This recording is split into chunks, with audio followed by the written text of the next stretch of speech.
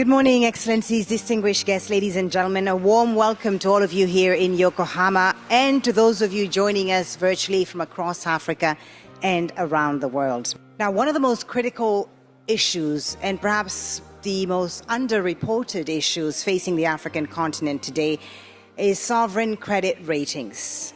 Despite sustained growth and enormous potential, African nations continue to be weighed down by disproportionately low credit ratings, often based on outdated data, misperceptions, and narrow methodologies. And while Africa is home to 12 of the 20 fastest growing economies in the world today, the current pace of progress is grossly insufficient to attain the 2030 agenda.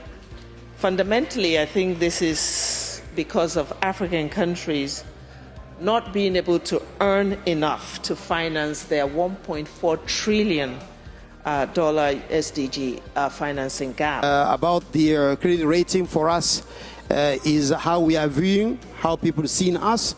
But the time has come for Africa to be judged not on risk, but on resilience, but not on vulnerability, but opportunity. It's also actually an immense pleasure for me as the head of AfriCatalyst to be actually partnering with UNDP on co-hosting this and the UN and the government of Japan. It's another issue that actually many countries are facing is the fact that they do have issues compiling the data that is needed for credit ratings to sort of conduct accurate and effective credit risk assessment. You may notice that the credit rating agencies are actually the agencies of both investors and issuers, connecting bond issuers and bond investors.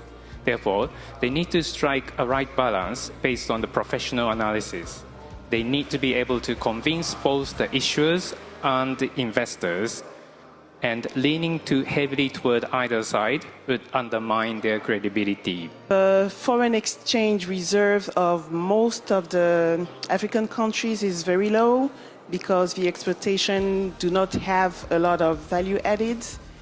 And when the international rating agencies work on these countries, they finally work only on looking at these foreign exchange reserves that are low and that leads to very low ratings in hard currencies.